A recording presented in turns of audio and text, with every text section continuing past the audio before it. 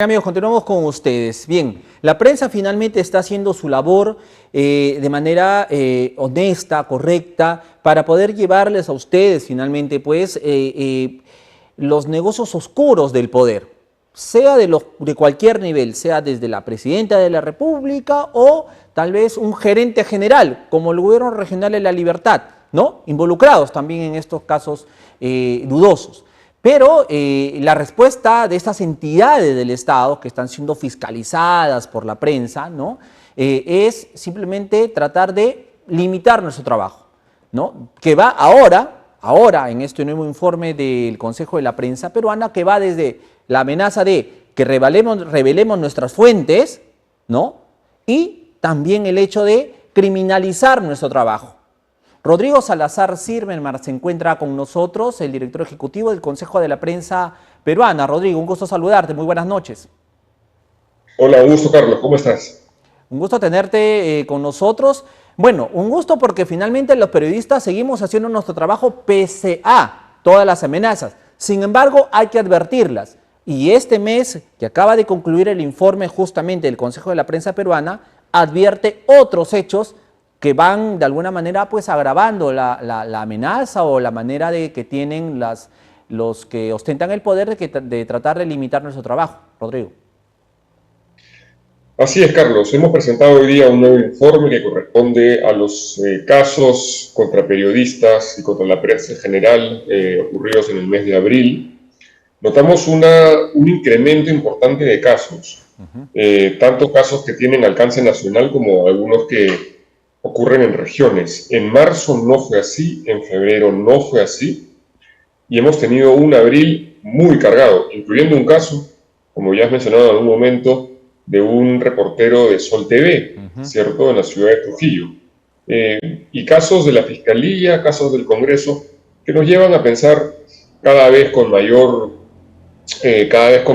ímpetu, pues que el Estado peruano, el gobierno peruano, son enemigos del trabajo en la prensa.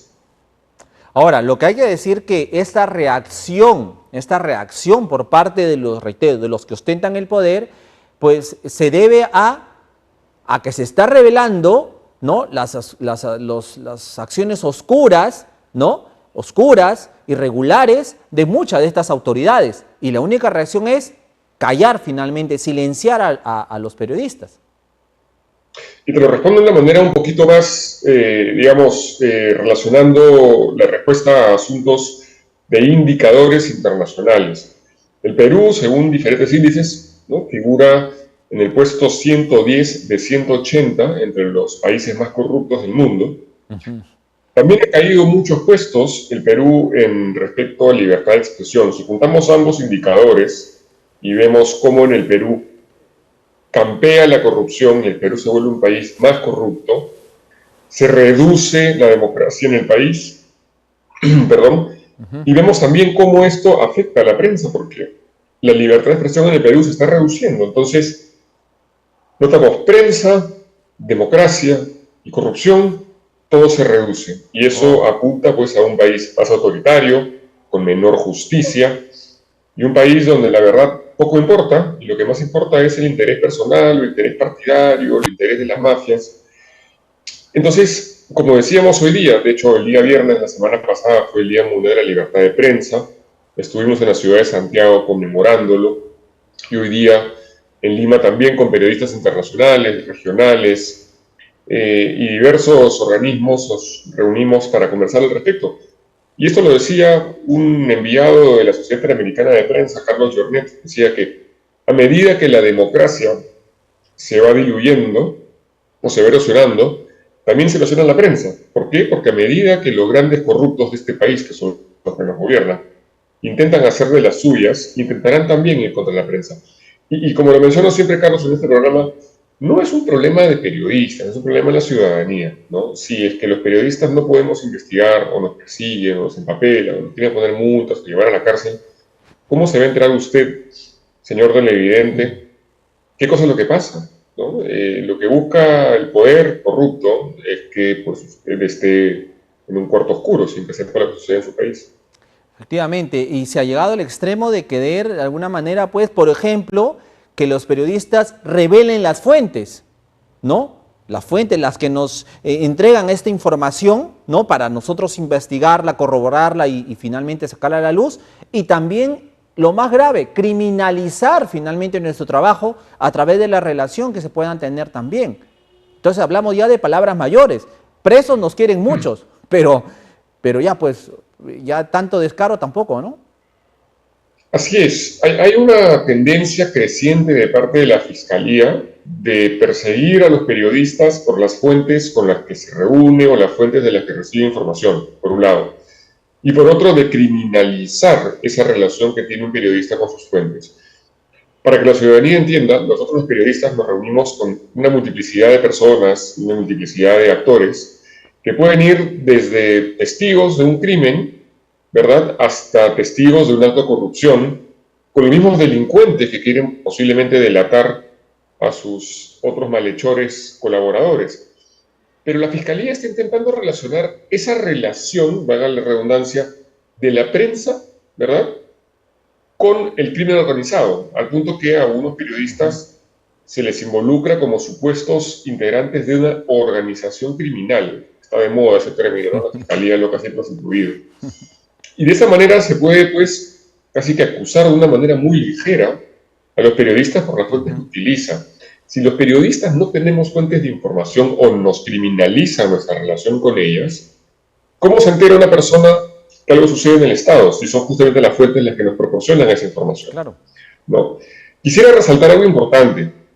En el Perú, desde el funcionario de menor rango hasta el de mayor rango, Dina Boluarte, se enfrentan constantemente a la prensa, y quiero comparar eso con la relación, o más bien con la actitud del presidente de Chile, Gabriel Boric, con la prensa. Sin duda, la misma prensa chilena reconoce que la relación no es la mejor, que el mismo Boric ha sido muy crítico de varios medios de comunicación, pero el día viernes de la semana pasada en la ciudad de Santiago, el presidente Gabriel Boric y la expresidenta Michelle Bachelet asistieron a un evento con más de 2.500 asistentes por el Día de la Libertad de Prensa.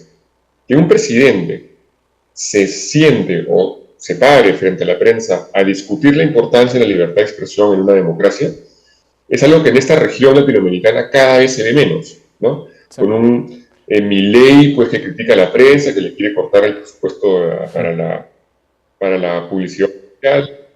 Lo mismo en Colombia con Gustavo Petro, lo mismo en el Perú con Dina Boluarte, que es además la presidenta o presidente de menor legitimidad de la región, en menor popularidad, pero Gabriel Boric va y conversa, ¿no? Eso es algo importante que tenemos que tener en consideración. No tenemos por qué ser amigos, los políticos y los periodistas, pero sí tiene que haber una relación de protección del Estado al periodista, que en este país no sucede. En este país es todo lo contrario. Defensoría del Pueblo tomada, allanan la casa de periodistas y la Defensoría se queda callada, juegan en pared, Congreso, ¿no? Fiscalía, Defensoría del Pueblo.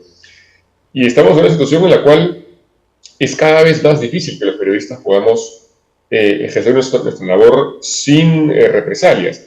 Y a esto le debo sumar la precarización de la situación financiera de los medios de comunicación, producto de la succión de los recursos económicos por parte de las plataformas digitales. Las plataformas digitales como Facebook, o sea Meta, o Google, utilizan nuestra información producida por nosotros que nos cuesta plata y se la dan a terceros de manera gratuita.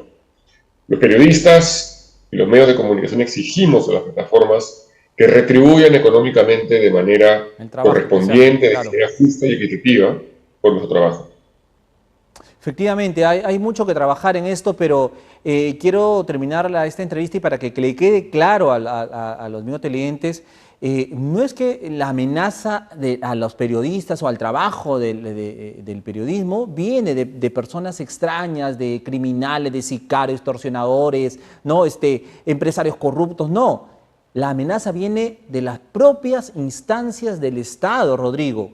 O sea, desde las mismas instituciones estatales, los que tienen que amparar, proteger este derecho a la información, el derecho a poder nosotros trabajar como periodistas, el hecho de que la ciudadanía esté informada, que sean las instituciones del Estado las que quieran de alguna manera coartar, arrinconar y silenciar a la prensa.